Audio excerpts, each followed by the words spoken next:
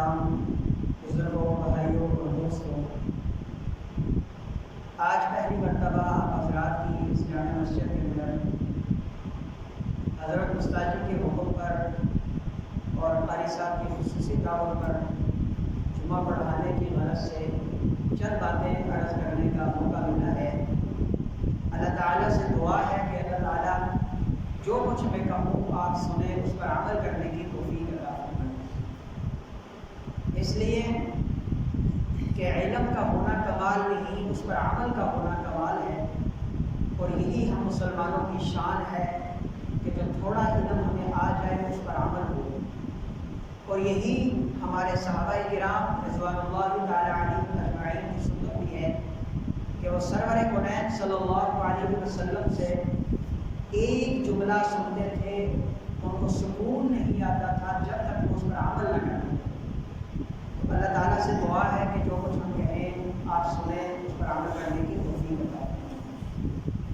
آج ہمارے معاشرے کے اندر دو معاملات ہر گھر کے ساتھ ہیں، ایک فوتگی کا معاملہ اور ایک شادی کا معاملہ۔ شادی جب بھی بچہ جوان ہوتا ہے، جوانی کی دہلیز کو پار کرتا ہے، تو اس کی خواہشات، اس کے جذبات ابھرتے ہیں اور وہ ایک اپنی رفیقہ حیات کی تلاش میں نکلتا ہے اور اپنے والدین سے اس کا تذکرہ کرتا ہے، دوست احباب سے تذکرہ کرتا ہے اور شادی کی تیاری کرتا ہے۔ قرآن مجید میں اللہ تعالیٰ نے جب کوئی بچہ جوان ہوتا ہے، اس جوانی سے لے کر کے شادی کے آخری مرحلے تک ایک ایک چیز کو بیان کیا ہے کہ وہ کس طریقے سے منگنی کرے گا، کس طریقے سے لڑکی لڑکا تلاش کرے گا، کس طریقے سے وہ رشتے کو لگائے گا، کس طریقے سے وہ شادی کرے گا اور آنے والی زندگی میاں بیوی کس طریقے سے گزاریں گے۔ قرآن مجید نے مکمل طریقہ بیان کر دیا، اور یہ طریقہ قرآن مجید نے 29 آیات کے اندر بیان فرمایا ہے۔ اور اس کے علاوہ جو شادی کے اندر مشکلات اور رکاوٹیں پیدا کرنے والی چیزیں ہیں، جن کو ہم رسم و رواج کہتے ہیں، 5 آیات میں ان رسم و رواج کو قرآن مجید نے سمجھا دیا ہے۔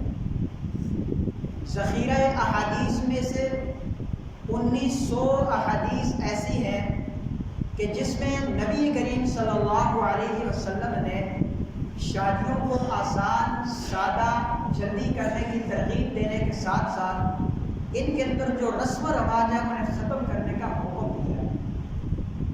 خود نبی کریم صلی اللہ علیہ وسلم نے 11 شادیاں کی ہیں۔ ان 11 کی 11 شادیوں میں اللہ رب العزت نے وحی کے ذریعے بہت ساری رسومات کو ختم کیا۔ پھر آپ صلی اللہ علیہ وسلم نے اپنے گھر سے اپنی 4 لخت جگر بیٹیوں کو رخصت کیا۔ ان 4 بیٹیوں کو رخصت کرتے ہوئے بھی اللہ رب العزت نے رسم و رواج کا خاتمہ بذریعہ وحی کروایا۔ پھر آپ صلی اللہ علیہ وسلم کی حیات طیبہ کی موجودگی میں 1.25 لاکھ صحابہ کرام نے شادیاں کی ہیں، 1 2 2 3 4 شادیاں کی ہیں۔ ان 1.25 لاکھ صحابہ کرام کی شادیاں جو آپ صلی اللہ علیہ وسلم کی زندگی میں ہوئی ہیں، اور شادیوں کے اندر سے اللہ تعالیٰ نے وحی کے ذریعے سے رسم و رواج کو ختم کیا۔ آج الحمدللہ ہمارا تعلق جس مذہب کے ساتھ ہے اسے اسلام کہا جاتا ہے، اور اسلام میں کوئی رسم، کوئی رواج، کوئی تہوار اور کوئی جشن نہیں ہے، صرف اللہ کا حکم ہے اور رسول کریم صلی اللہ علیہ وسلم کا طریقہ ہے۔ اللہ کا حکم، نبی پاک صلی اللہ علیہ وسلم کا جو طریقہ ہے، یہ حضرات صحابہ کرام کے طرز عمل پر ہم کو اپنانا ہوگا۔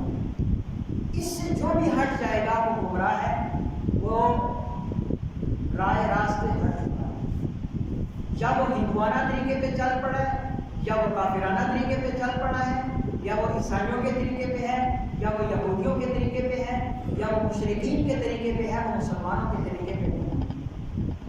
آج اگر ہم اپنے موجودہ معاشرتی ڈھانچے کو دیکھتے ہیں تو ایک غریب سے غریب آدمی جب شادی کرتا ہے تو اس کی غریب سے غریب آدمی کی شادی، چاہے وہ بیٹی کی ہو یا بیٹے کی، 8 سے 10 لاکھ روپے کو کراس کر جاتی ہے، غریب سے غریب آدمی۔ اب کیا ہوتا ہے کہ اس نے لوگوں کے سامنے ناک اونچا رکھنے کے لیے، لوگ کیا کہیں گے اس بات کا بھرم رکھنے کے لیے، رشتہ دار کیا کہیں گے، عزیز و اقارب کیا کہیں گے، معاشرہ کیا کہے گا، سوسائٹی کیا کہے گی، خاندان والے کیا کہیں گے، ماں باپ ناراض ہوتے ہیں، بہن بھائی ناراض ہوتے ہیں، بیوی بچے نہیں مانتے، یہ ساری چیزیں سامنے رکھ کر وہ ان رسم و رواجوں کو اپناتا ہے اور وہ 10 سے 15 لاکھ شادی میں خرچ کرتا ہے، جبکہ اس کو یہ نہیں پتا کہ وہ مسلمان ہے۔ اور مسلمان قرآن مجید کی نظر میں مسلمان اللہ کے حکم کے مقابلے میں ماں باپ کو نہیں دیکھتا، بہن بھائیوں کو نہیں دیکھتا، خاندان، قوم، معاشرہ، سوسائٹی کو نہیں دیکھتا، بلکہ وہ فرسٹ بنیاد پر دیکھتا ہے تو وہ اللہ کا حکم اور رسول اللہ صلی اللہ علیہ وسلم کے طریقے کو دیکھتا ہے، یہ شرط ہے کہ وہ مسلمان ہو۔ اور ہماری شادیوں کے اندر 100% ایسا ہی ہوتا ہے کہ ہم خاندان والوں کی وجہ سے، ماں باپ کی وجہ سے، بہن بھائیوں کی وجہ سے، بیوی بچوں کی وجہ سے اللہ اور اس کے رسول کے حکم کو توڑ دیتے ہیں اور اپنی شادیوں کے رسم و رواج کو بھرپور طریقے سے اپنانے کی کوشش کرتے ہیں۔ صحابہ کرام رضوان اللہ تعالیٰ علیہم اجمعین کے بے شمار واقعات ایسے ہیں کہ آپ نے نبی کریم صلی اللہ علیہ وسلم کے حکم پر سب کچھ قربان کر دیا لیکن حکم کو نہیں آنے دیا۔ بہت سارے واقعات قرآن مجید میں جب بھی کوئی بچہ جوان ہوتا ہے تو قرآن مجید کا حکم اس کے والدین کی طرف متوجہ ہو جاتا ہے اور قرآن کریم یوں کہتا ہے، فرمایا وَأَنكِحُوا الْأَيَامَ مِنكُمْ، تم میں سے جو بھی بچی یا بچہ جوان ہو جائے اس کا نکاح کروا دو۔ یہ لڑکی اور لڑکے دونوں کے والدین کو حکم ہے وَأَنكِحُوا الْأَيَامَ، یہ بچی یا بچہ جیسے ہی جوان ہو جائے فوراً ان کا نکاح کروا دو۔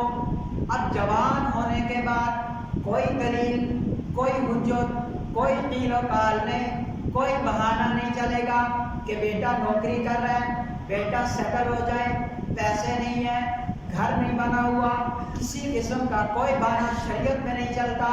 بچی یا بچہ آپ کا جوان ہو گئے، ان کا فوراً نکاح کروا دو۔ والدین کو حکم ہے جب تک اس بچے اور بچی کا نکاح نہیں کرواؤ گے گناہگار رہو گے، مسلسل گناہگار رہو گے۔ اور اگر وہ بچی یا بچہ کوئی غلط کام کر جائیں گے، زنا کر جائیں گے، اس کا وبال بھی والدین کے ساتھ آئے گا کہ یہ جوان ہو گئے، ان کی فکر کیوں نہیں کی۔ قرآن نے کہہ دیا کہ جیسے ہی آپ کا بیٹا یا بیٹی جوان ہو جائے فوراً ان کا نکاح کرواؤ۔ سوال آیا، ہمارا معاشرہ ہے، سسٹم ہے، سوسائٹی ہے، ایسے نہیں ہے۔ ہمارے یہاں لوگوں کو دعوت دی جاتی ہے، بلایا جاتا ہے، 5-6 لاکھ تو چاہیے ہی چاہیے، پیسے نہیں ہیں، اس کے لیے بلوغت کے بعد بھی 5-6 سال، 10 سال، 8 سال تک انتظار کرنا پڑتا ہے۔ اللہ کا قرآن کیا کہتا ہے؟ اللہ کا قرآن کہتا ہے وَأَنكِحُوا الْأَيَامَ مِنكُمْ وَالصَّالِحِينَ مِنْ عِبَادِكُمْ وَإِمَائِكُمْ وَإِنْ يَكُونُوا فُقَرَاءَ يُغْنِهِمُ اللَّهُ مِنْ فَضْلِهِ، اگر تم تنگ دست ہو، فقیر ہو، غنی ہو، غریب ہو، پیسہ نہیں ہے، شادی کے اخراجات نہیں ہے، اللہ تمہیں اپنے فضل سے غنی کرے گا، اس چیز کی پریشانی تم نہ لو۔ اللہ نے قرآن میں شادی اور نکاح کرنے کے ساتھ مال و دولت دینے کا وعدہ کیا ہے، اور ہم کیا کہتے ہیں؟ پہلے 5 لاکھ 10 لاکھ جمع کر لیں پھر شادی کرتے ہیں، اور جب اس بنیاد پر شادی کرتے ہیں شادی کے بعد ساری زندگی روتے ہیں، کیونکہ ہم نے اللہ کے قانون کی مخالفت کی۔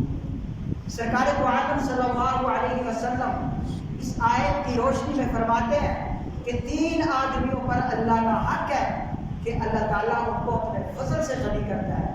سب سے پہلا وہ شخص جو اعلاء کلمت اللہ کے لیے، اللہ کی رضا کے لیے، اللہ کی زمین پر اللہ کے قانون کو نافذ کرنے کے لیے جہاد فی سبیل اللہ کرتا ہے، اور دوسرا وہ شخص جو مکاتب کا معاملہ کرتا ہے، اور تیسرا وہ شخص جو پاکی حاصل کرنے کے لیے نکاح کرتا ہے۔ نکاح کرنے والے کے ساتھ اللہ اس کے رسول کی طرف سے رزق کا وعدہ ہے، لیکن ہمارا زاویہ کیا ہے؟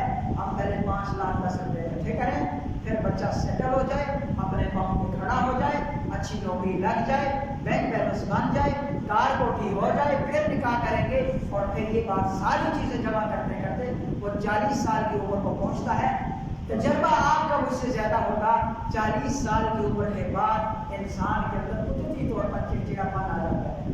پھر جب 40 سال کے بعد وہ شادی کرتے ہیں، ان کی لڑائیاں جھگڑے ختم ہوتے ہیں، پھر بات یا طلاق تک پہنچتی ہے یا مال کٹائی تک پہنچتی ہے۔ اور آج آپ نے دیکھا کہ شوہر صاحب 4 سال محبت کرتے ہیں اپنی عورتوں سے نکاح سے پہلے، لیکن جب شادی ہوتی ہے تو لڑائی شروع ہو جاتی ہے۔ کہاں جاتی ہے وہ محبت؟ وہ محبت ساری ان رسم و رواجوں کی پیٹ چڑھ جاتی ہے۔ اور پھر لڑکی کے والدین کو سب سے زیادہ فکر کیا ہوتی ہے کہ میں اپنی بیٹی کے لیے جہیز کہاں سے لاؤں؟ میرے مسلمان بھائیوں، یہ بات بڑی توجہ سے سنو۔ ہمارے اس معاشرے کے اندر اگر سب سے بڑی کوئی لعنت ہے تو وہ جہیز کی لعنت، سب سے بڑی لعنت وہ جہیز کی لعنت ہے۔ اگر کوئی شخص یہ کہے کہ میں اپنی بیٹی کو خوشی سے جہیز دے رہا ہوں، سب سے بڑا جھوٹ یہ ہے۔ وہ خوشی سے نہیں دے رہا ہوتا، وہ اس لیے دے رہا ہوتا ہے یا تو رسم و رواج چل رہے ہیں، یا تو لوگ کیا کہیں گے، یا پھر آخری درجہ یہ ہے کہ میری بیٹی کو سسرال میں تانا مارنا۔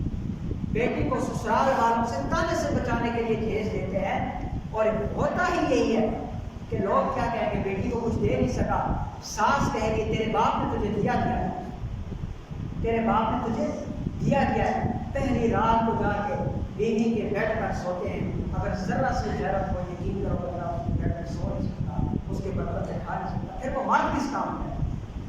اللہ کا قرآن جہیز کے بارے میں کیا کہتا ہے؟ لوگ پوچھتے ہیں کہ جی جہیز کا ذکر قرآن میں کہا ہے۔ سنو، اللہ کا قرآن جہیز کے بارے میں قرآن مجید میں اللہ فرماتے ہیں الرجال قوامون علی النساء بما فضل اللہ بعضهم علی بعض وبما انفقوا من اموالهم۔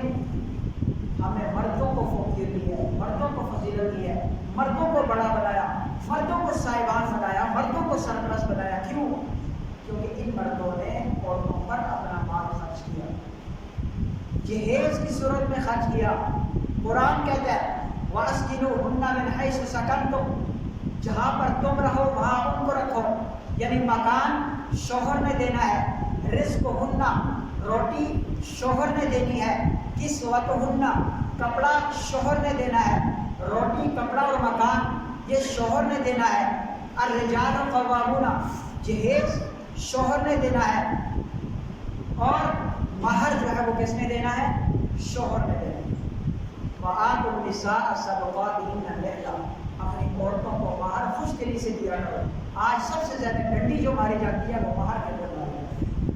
اور مہر کے بارے میں ایک مسئلہ سن لیں، اگر کسی نے اپنی بیوی کو مہر مکان یا پلاٹ کی صورت میں دیا، وہ اس وقت تک ادا نہیں ہوگا جب تک قانونی طریقے سے کاغذی کارروائی کر کے اس کے حوالے نہ کیا جائے، اسے مالک نہ بنایا جائے۔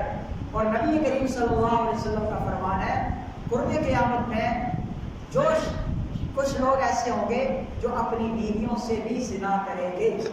صحابہ کرام بڑے پریشان ہوئے، یا رسول اللہ اپنی بیوی سے بھی زنا ہوگا؟ فرمایا ہاں۔ اس کی بہت ساری قسمیں بیان کی، ان میں سے ایک قسم یہ بیان کی کہ لوگ عورتوں کے ساتھ نکاح کریں گے، مہر مقرر کریں گے، پھر وہ سارا مہر یا کچھ مہر ادا نہیں کریں گے، وہ مر جائیں گے، قیامت کے دن اللہ سے زانی ہو کر کے ملیں گے۔ نکاح بھی ہو گیا، مہر مقرر بھی ہو گیا، پھر بھی ساری زندگی زنا کیا، اس لیے کہ ہمارے یہاں عموماً یہ ہوتا ہے کہ ہم پلاٹ یا مکان بطور مہر بیوی کو دیتے ہیں، ساری زندگی اس دھوکے میں رہتے ہیں کہ رہ رہی ہے اس کے اندر اسی کا ہے، لیکن نام نہیں کرواتے، وہ ادا نہیں ہوتا۔ جب تک بیوی کو مہر مالک نہیں بناؤ گے وہ مہر ادا نہیں ہوگی۔ اور پھر ایک اور بیماری ہمارے اندر یہ ہے کہ ہم بیوی کو مہر معاف کر دیتے ہیں، ہم بیوی سے مہر معاف کروا لیتے ہیں۔ یاد رکھیں یہ جو بات ہے مرد کے لیے سب سے بڑی بغیرتی کی بات ہے، وہ عورت سے بھی پیسے معاف کروا دیں۔ یہ نہیں سوچتا کہ وہ بیچاری 15 لاکھ کا جہیز لے کے آ رہی ہے اور یہاں شریعت کی باری مہر کی باری آتی ہے تو دولہا صاحب آ کے مولوی صاحب سے پوچھتے ہیں مولوی صاحب شریف مہر۔ سب سے پہلے تو یہ شرم کا مقام ہے کہ جہیز جو ہندوانہ رسم ہے 15 لاکھ کا وہ لے کے آئی ہے، کسی نے نہیں پوچھا کہ جہیز کی شرعی حیثیت کیا ہے۔ جہاں مہر شرعی حیثیت ہے اور آ کے پوچھتے ہیں مہر کی شرعی حیثیت کیا ہے۔ مہر دیتے ہوئے کنجوسی مت کرو اور مہر خوش دلی کے ساتھ دیا کرو۔ اور جو جہیز کی بات چل رہی تھی، نبی کریم صلی اللہ علیہ وسلم کے بارے میں ایک بات مشہور ہے کہ آپ نے اپنی بیٹی کو جہیز دیا۔ سب سے غلطی بڑا مغالطہ میں یہ ہے، آپ کو پتہ ہے کہ جب فاطمہ رضی اللہ تعالیٰ عنہ کی شادی ہوئی تو حضرت علی رضی اللہ تعالیٰ عنہ آپ صلی اللہ علیہ وسلم کے پاس آئے اور آ کر کے فرمایا یا رسول اللہ میرا دل چاہتا ہے کہ میں شادی کروں، میں جوان ہوں، اپنی حاجت دے چکی، اور یہ بھی کہا کہ میرا دل چاہتا ہے کہ میں نے بچپنا آپ کے سامنے گزارا، میں آپ کی صحبت میں رہا ہوں، تو میں آپ کی دامادی کا شرف حاصل کر لوں، آپ اپنی بیٹی کا رشتہ بدلے، خود مانا۔ تو آپ صلی اللہ علیہ وسلم نے فرمایا کہ رکو، میں فاطمہ سے پوچھ کے آتا ہوں۔ آپ اندر گئے، فاطمہ سے پوچھا، اجازت لی، فاطمہ نے کہا یا رسول اللہ آپ میرے ابو ہیں، آپ کو پوچھنے کی کیا ضرورت ہے، آپ علی کے لیے میرے رشتے کی ہاں کر دیں۔ چنانچہ حضرت علی رضی اللہ تعالیٰ عنہ کے لیے آپ صلی اللہ علیہ وسلم نے کہا کہ آپ کو ہم رشتہ دیتے ہیں، لیکن آپ کے پاس مہر دینے کے لیے کیا ہے، آپ کے پاس مہر دینے کے لیے کیا ہے؟ تو حضرت علی رضی اللہ تعالیٰ عنہ نے فرمایا یا رسول اللہ میرے پاس ایک گھوڑا ہے، ایک زرہ ہے، ایک تلوار ہے۔ تو آپ صلی اللہ علیہ وسلم نے فرمایا زرہ فروخت کر کے لائے۔ حضرت علی زرہ فروخت کر کے لائے، 480 درہم حضرت عثمان کو دے دی۔ حضرت عثمان نے وہ زرہ بھی بطور تحفہ واپس کی۔ یہ پیسے آ کر حضرت علی نے آپ صلی اللہ علیہ وسلم کو دیے۔ آپ صلی اللہ علیہ وسلم نے حضرت علی کا سرپرست ہونے کی حیثیت سے ان پیسوں کا اہتمام کروایا۔ کچھ سامان ضرور تھا حضرت علی کے گھر کے لیے، کیونکہ حضرت علی آپ صلی اللہ علیہ وسلم کے زیر پرورش رہتے تھے، ان کا کوئی الگ گھر نہیں تھا، وہ گھر خالی تھا، اور وہ گھر بھی نعمان بن حارثہ رضی اللہ تعالیٰ عنہ ایک صحابی ہیں، انہوں نے حضرت فاطمہ کے لیے گفٹ کیا تھا، وہ گھر خالی تھا، حضرت علی کے لیے وہ سامان رکھوایا گیا اور وہاں پر فاطمہ کو غسل کر کے دیا گیا۔ یہ بات آپ اکثر بیٹیوں کے والدین بیٹھے ہیں، آپ مجھے بتائیں کہ آپ جہیز کیسے پورا کرتے ہیں؟ آپ جہیز دیتے ہی دیتے ہیں، چاہے زمین کے نیچے سے لائیں یا آسمان کے اوپر سے لائیں، قرض اٹھائیں یا حرام کے پیسے لے کے آئیں، جہاں سے مرضی لیں، آپ کو ہر جہیز دینا پڑتا ہے۔ رسول اللہ صلی اللہ علیہ وسلم نے بحیثیت والد اپنی 4 بیٹیوں میں سے کسی ایک بیٹی کو 1 روپے کا سامان نہیں دیا۔ حضرت عائشہ صدیقہ رضی اللہ تعالیٰ عنہ کی شادی ہے، جھولا جھول رہی ہے، کھیل رہی ہے، امی نے آواز دی ام رومان نے، بیٹی جلدی سے گھر آؤ۔ بیٹی دوڑتی ہوئی گھر آئی ہے، خود فرماتی ہے میری سانس کھلی ہوئی تھی، میں جب گھر پہنچی امی نے میرا منہ دھلایا، کنگھی کی، اور میرا ہاتھ میرے باپ ابو بکر صدیق رضی اللہ تعالیٰ عنہ کے ہاتھ میں دیا۔ آگے آگے نبی کریم صلی اللہ علیہ وسلم، پیچھے میں میرا ہاتھ ابو بکر صدیق رضی اللہ تعالیٰ عنہ کے ہاتھ میں، اور پیچھے پیچھے علی۔ یہ قافلہ جا رہا ہے، کیا جا رہا ہے؟ سرکار دو عالم صلی اللہ علیہ وسلم کی بارات جا رہا ہے۔ عائشہ صدیقہ جھولا جھولتے ہوئے رخصتی ہو جاتی ہے اور خود فرماتی ہے کہ میرے والد حضرت ابو بکر صدیق رضی اللہ تعالیٰ عنہ مکہ کے سب سے بڑے تاجر ہیں، لیکن مجھے لگے ہوئے کپڑوں میں رخصت کیا۔ آپ مجھے ایک بات انصاف کے ساتھ بتائیں، ابو بکر صدیق رضی اللہ تعالیٰ عنہ سے ہم بڑے غیرت والے باپ ہیں کہ جو ہم اپنی بیٹیوں کو جہیز دیے بغیر گھر سے رخصت نہیں کرتے؟ آقا علیہ الصلوۃ والسلام سے بڑے محبت کرنے والے ہم والدین ہیں کہ آقا علیہ الصلوۃ والسلام 4 بیٹیوں کو بغیر کسی سامان کے دیے ہوئے لگے کپڑوں میں گھر سے رخصت کر رہے ہیں۔ ہم ان سے زیادہ محبت کرنے والے ہیں؟ کبھی بھی ہم ان سے زیادہ محبت کرنے والے نہیں۔ ہم اپنی بیٹیوں کو وہ مقام دے ہی نہیں سکتے جو رسول اللہ صلی اللہ علیہ وسلم نے دیا۔ آپ صلی اللہ علیہ وسلم جب اپنی بیٹیوں کے گھر جاتے، جا کر کے کہتے بیٹی مجھے کچھ کھانے کو دو۔ آج میں نے ایسے والدین کو دیکھا جو کہتے ہیں بیٹی کے گھر سے کھانا جائز نہیں۔ آپ صلی اللہ علیہ وسلم بیٹیوں کے گھر سے جا کر مانگ کر کھایا کرتے تھے۔ تلقین یہ دی ہے کہ بیٹیوں کے گھر جاؤ، کچھ لے کر کے بھی جاؤ اور وہاں سے کھاؤ۔ اور جب آپ کی بیٹی کوئی بھی آپ صلی اللہ علیہ وسلم کے گھر آتی، آپ صلی اللہ علیہ وسلم اس کے استقبال میں کھڑے ہوتے، اس کی پیشانی پہ بوسہ دیتے، اور جہاں پر آپ صلی اللہ علیہ وسلم خود بیٹھا کرتے تھے وہاں پر اپنی اس بیٹی کو بٹھایا کرتے۔ اس سے بڑا مقام کون دے سکتا ہے؟ ہم محبت نہیں کرتے بیٹیوں سے، ظلم کرتے ہیں۔ کیسے ظلم کرتے ہیں؟ بیٹی کی شادی ہو رہی ہے، پورے کے پورے رشتہ داروں کو گاؤں کو بلا کر کے ہم دعوت کر رہے ہوتے ہیں۔ اللہ کی عزت کی قسم یہ ہندوؤں کا طریقہ ہے، جو بیٹی کے گھر میں ہم دعوت کر رہے ہوتے ہیں، یہ ہندوؤں کا طریقہ ہے، مسلمانوں کا نہیں ہے۔ بیٹی کو جہیز دینا ہندوؤں کا طریقہ ہے، مسلمانوں کا طریقہ یہ ہے کہ جس کی بیٹی کی شادی ہو اس کے گھر میں کوئی فنکشن نہیں ہوتا، بالکل کوئی فنکشن نہیں ہوتا۔ یہاں تو 10 دن فنکشن ہوتے ہیں، ادھر سے بکسا آ رہا ہے، ادھر سے پتہ نہیں کیا آ رہا ہے، اس سہیلی کے گھر سے پتہ نہیں کپڑوں کا جوڑا آ رہا ہے، اور یہاں سے کیا آ رہا ہے، یہاں 3 دن مہندی ہے، وہ مہندی لے کے آ رہی ہے۔ یہ مہندی لگانا ہندوؤں کی رسم ہے، اور پھر ایک ہفتہ اس بیچاری کو اعتکاف کی طرح بٹھا دیتے ہیں، نہ کوئی کام کرتی ہے، حتیٰ کہ وہ بیچاری نماز بھی نہیں پڑھتی، اور میک اپ کرواتے ہیں، 50 ہزار کا میک اپ کرواتے ہیں۔ اس میک اپ کی وجہ سے اس کی نماز چھوٹ جاتی ہے۔ اور میں آپ کو ایک مسئلہ بتاؤں، جس مرضی عالم دین سے پوچھ لے کہ اگر میک اپ کی وجہ سے عورت نماز چھوڑ دیتی ہے، یہ سمجھ کر کہ میرا میک اپ اتر جائے گا، اگر میں وضو کروں گی تو وہ عورت دائرہ اسلام سے خارج ہوگی۔ اس کی وجہ یہ ہے کہ نماز کو کسی حالت میں چھوڑنا جائز نہیں ہے۔ اس نے ایک غیر شرعی کام کیا، ایک غیر شرعی کام کیا، اور 50,000 20,000 30,000 کا میک اپ کروا کے آئی ہے۔ اب اگر روشنی سے پہلے نماز کا وقت ہو گیا، وہ یہ سوچ کر کہ میں اگر نماز کے لیے وضو کروں گی تو میرا 30,000 ضائع ہوگا، اس لیے نماز چھوڑ دیتی ہے، تو یہ جان بوجھ کر نماز چھوڑتی ہے۔ امت مسلمہ کا اس پر متفقہ عقیدہ ہے کہ جو شخص جان بوجھ کر نماز چھوڑے گا وہ کافر ہوگا۔ تو یہ اگر میک اپ کی وجہ سے کوئی عورت نماز چھوڑتی ہے وہ کافر ہوگی۔ اب اگر وہ نکاح کریں گے، ان کا نکاح نہیں ہوگا، ساری زندگی سے نہ ہوگا۔ یہ چھوٹی چھوٹی باتیں اپنے گھروں میں بتایا کریں، اپنی خواتین کو اس بات پر قائم کریں کہ بیٹی جو حسن ہمیں اللہ نے دیا، ہم اللہ کے مقابلے کا حسن نہیں لا سکتے اپنے گھر میں۔ جو اللہ نے دیا اس پہ اللہ کا شکر ادا کرو۔ اور آپ کو ایک مجرب عمل بتاتا ہوں، اپنی بیٹیوں سے کہو کہ تہجد پڑھیں، اور تہجد کی ہر رکعت میں 13 15 17 یا 21 مرتبہ سبحان ربی الاعلیٰ پڑھیں۔ 13 سے اوپر ہو جتنا بھی کر سکتا، سبحان ربی الاعلیٰ پڑھیں۔ اللہ کی قسم ہے، ایک ہفتے بعد اپنی بیٹی کا چہرہ دیکھنا، اگر لاکھ روپے والے میک اپ سے زیادہ خوبصورت نہ ہو تو میرا کہنا، اللہ نے ہمیں دین میں آسانیاں رکھی ہیں۔ یہ دنیا کی کیا ہے، یہ ساری انگریزوں کی بنائی ہوئی چیزیں۔ خدا نے ہمیں دین میں آسانیاں رکھی ہیں۔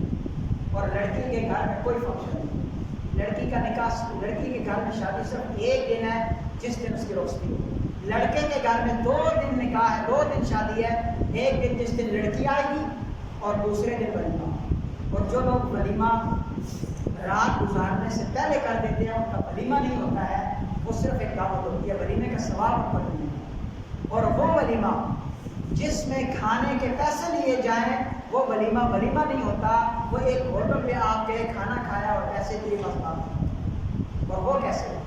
آپ لوگوں کی عموماً یہاں رسم ہوتی ہوگی کہ جب ولیمے پہ آپ لوگ جاتے ہیں تو ولیمے کے باہر جہاں پہ کھانا ہے وہاں باہر ایک بندہ بیٹھا ہوتا ہے، کاپی اور کاغذ لے کر آپ سب ولیمہ کھاتے ہیں۔ کھانے کے بعد وہ بندہ آپ اس کو پیسے دیتے ہیں، 500 روپیہ دیا، 1000 روپیہ دیا، وہ لکھ لیتے ہیں کہ جی فلاں ہے، قاری وقار صاحب نے 5000 روپیہ دیا، لکھ دیا۔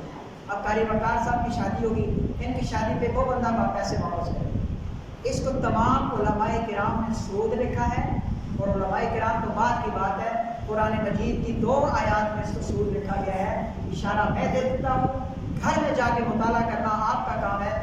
سورہ روم کی آیت نمبر 39 وَمَا آتَيْتُم مِّن رِّبًا لِّيَرْبُوَ فِي أَمْوَالِ النَّاسِ فَلَا تَرْبُوا عِندَ اللَّهِ۔ اس آیت کی تفسیر میں علماء کرام نے لکھا کہ یہ جو ہمارے معاشرے کے اندر شادی بیاہوں میں رسم چل رہی ہے یہ سودی رسم ہے۔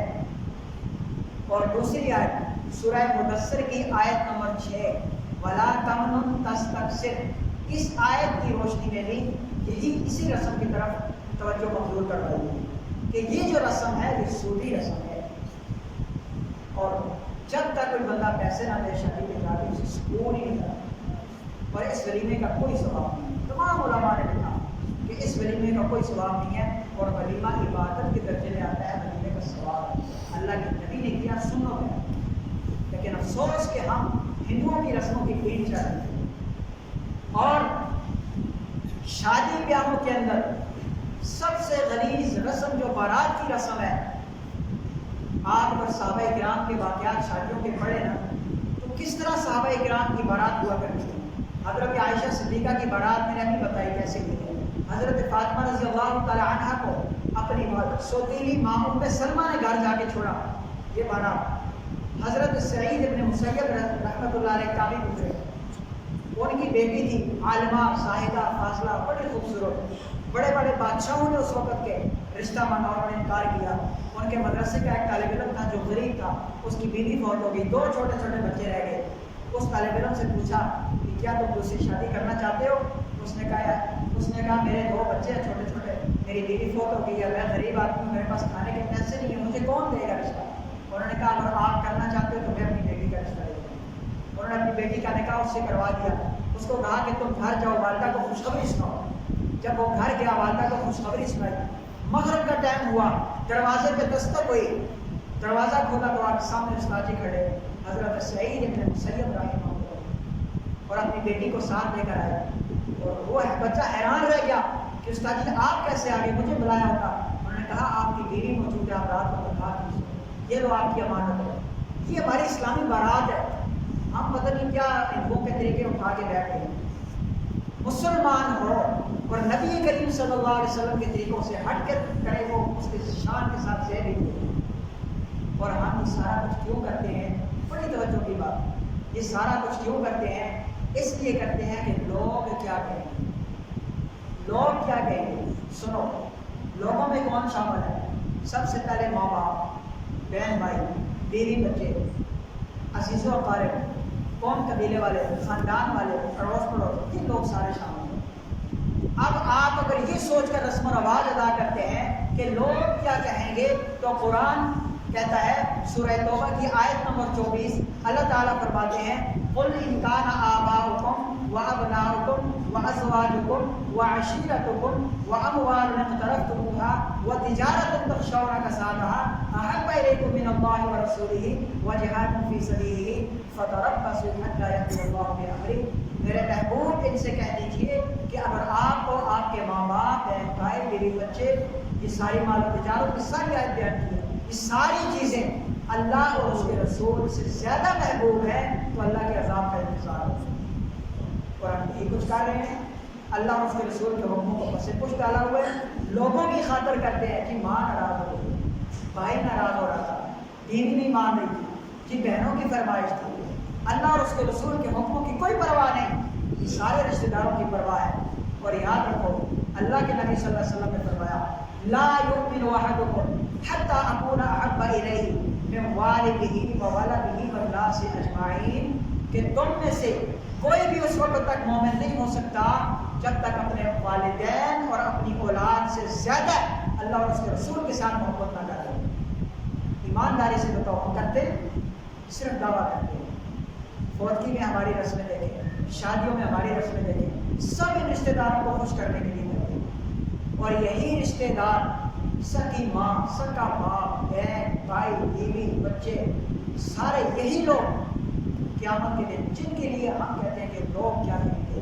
قرآن کہتا ہے یوم یفر المرء من اخیہ وامہ وابیہ وصاحبتہ وبنیہ لکل امرئ منہم یومئذ شأن یغنیہ. یہ سارے کے سارے آپ سے بھاگ جائیں گے.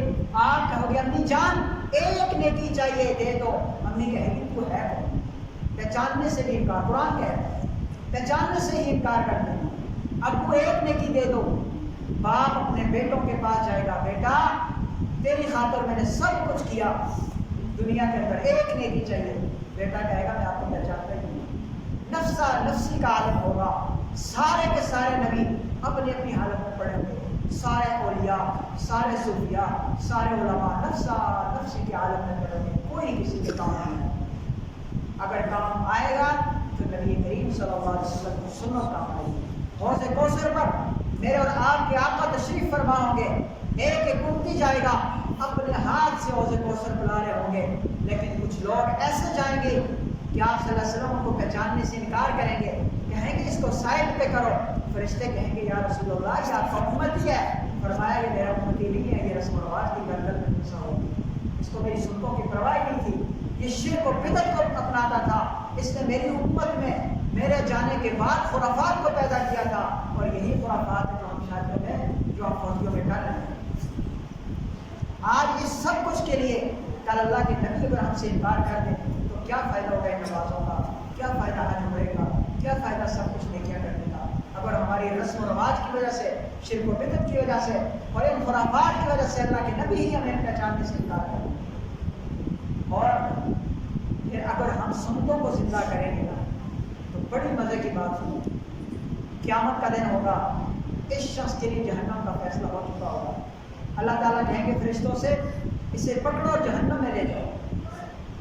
وہ شخص جہنم کی طرف بھی جائے گا، پیچھے کی طرف مڑ کر بھی دیکھے گا تو وہ فرشتوں سے کہے گا کہ میرے آقا سے میری سفارش کرواؤ، شاید کہ میری بخشش کا سامان بن جائے۔ اللہ تعالیٰ سے عرض کریں گے فرشتے، وہ شخص کو واپس لائیں گے اور حضور صلی اللہ علیہ وسلم کے پاس لے کے جائیں گے۔ حضور صلی اللہ علیہ وسلم اپنے جیب مبارک سے ایک ٹکڑا نکالیں گے اور وہ فرشتوں کو دیں گے، فرشتے اس کے پلڑے میں ڈالیں گے، وہ پلڑا بھاری ہو جائے گا۔ پلڑا کیا ہوگا؟ بھاری ہو جائے گا۔ تو وہ شخص بڑا حیران ہوگا کہ یہ نیکی تو میں نے کی نہیں تھی، یہ کہاں سے آ گئی ہے؟ تو آقا علیہ الصلوۃ والسلام وہاں فرمائیں گے میرے امتی، تو نے بغیر کسی کو بتائے میری سنتوں پر عمل کیا تھا، اس لیے یہ وہ ٹکڑا صرف میرے پاس فرشتوں کو بھی۔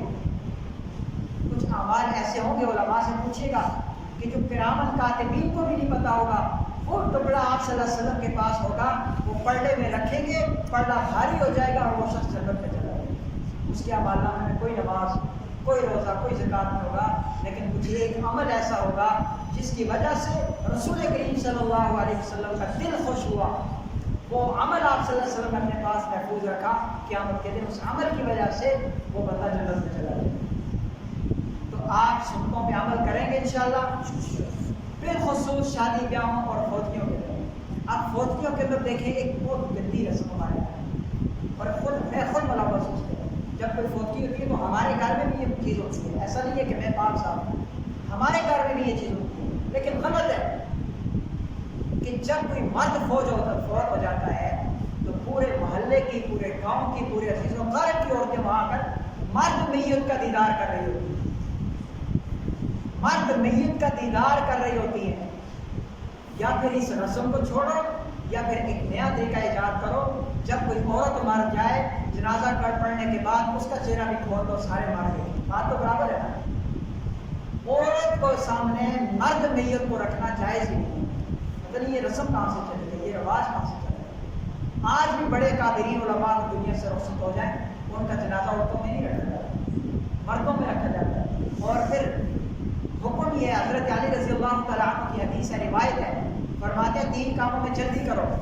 ایک، نماز میں جب اس کا وقت ہو جائے، دوسرا جنازے میں کہ جب وہ تیار ہو جائے، اور تیسرا نکاح میں جب لڑکی لڑکا بالغ ہو جائے اور جوڑ کا رشتہ ہو جائے، اور جنازہ تیار ہو جائے اس کے بعد فوراً اس کو پڑھو اور اس کو قبر کے حوالے کرو۔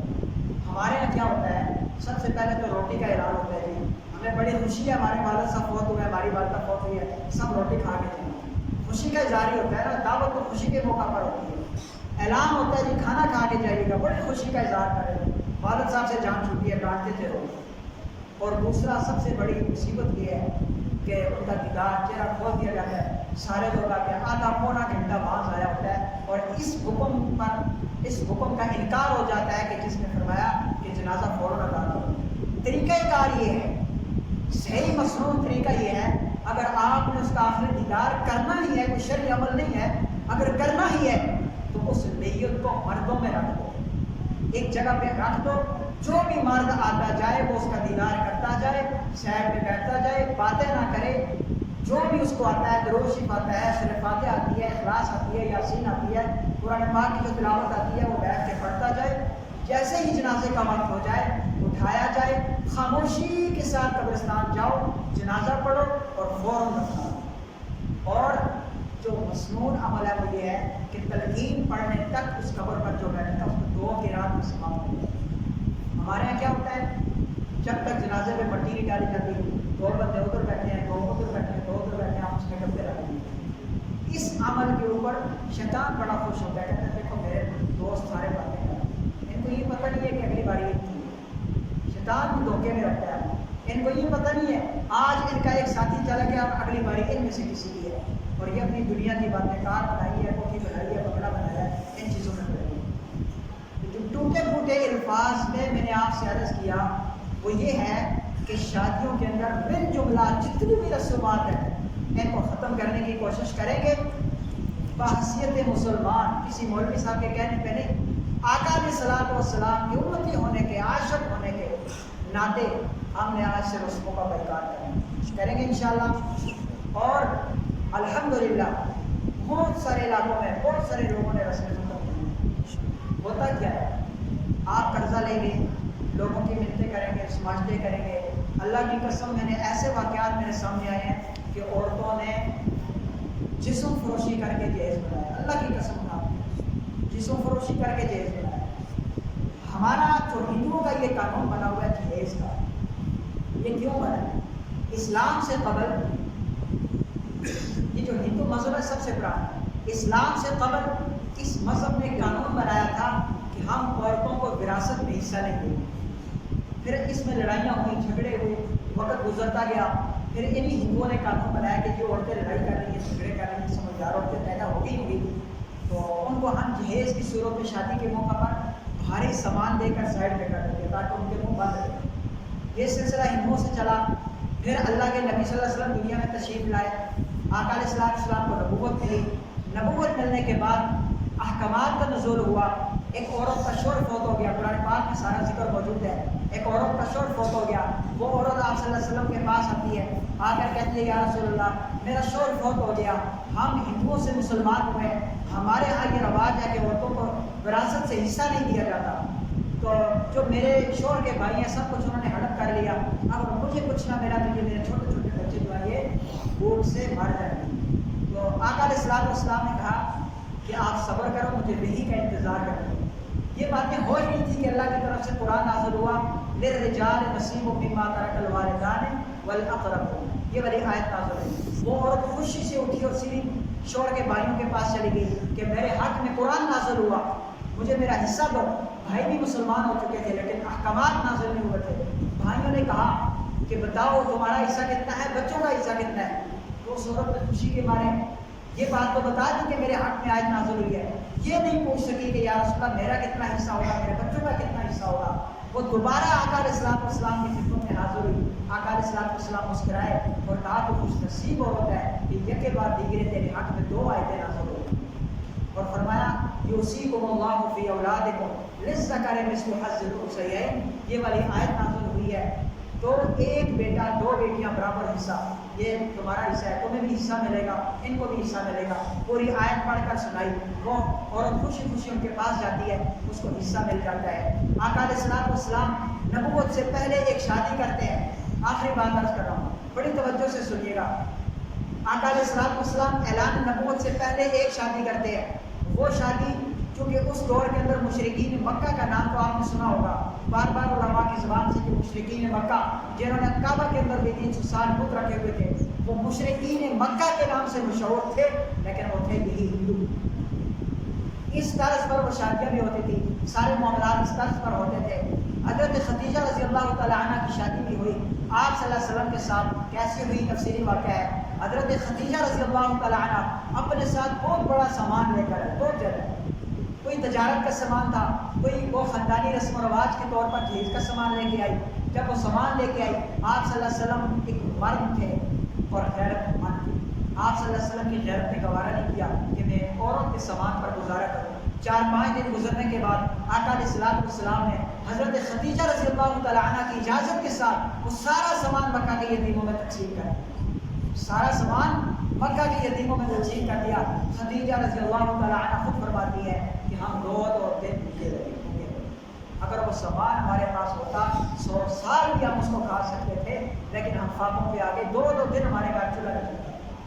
پھر 40 سال کا عرصہ گزرا، آقا علیہ السلام پہ نبوت کے احکامات کا نزول ہوا۔ آقا علیہ السلام نے نبوت کے بعد 10 شادیاں کی ہیں، 10 کی 10 شادیوں میں آقا علیہ السلام نے مسند احمد کی روایت ہے کہ برابر اپنی بیویوں کو سامان دیا، جو ضرورت ہے جس کو ہم چینج کریں، برابر یہ سامان دیا۔ اس لیے شادیوں کا زاویہ وہ رکھو جو آقا علیہ السلام کا ہے۔ ہم اگر ہمارے چہروں پہ یہ نورانیت ہے تو آقا علیہ السلام کے امتی ہونے کے صدقے سے، ورنہ آپ اسلام چھوڑ کے دیکھو آپ کے چہرے منحوس نظر آئے، اللہ کی قسم، کفار کے چہرے دیکھ لو منحوس نظر آتے ہیں، ایسے بدبو سی آتی ہے۔ لیکن گناہگار سے گناہگار ترین مسلمان ہوگا جس نے کبھی مسجد کا منہ نہیں دیکھا، اس کا چہرہ بھی نور سے چمک رہا ہوگا، کیوں؟ اس کے دل میں کلمہ ہے لا الہ الا اللہ محمد رسول اللہ۔ وہ آقا علیہ السلام کا امتی ہے، امتی ہونے کے ناطے آقا علیہ السلام کی اللہ کی نظر ہے اس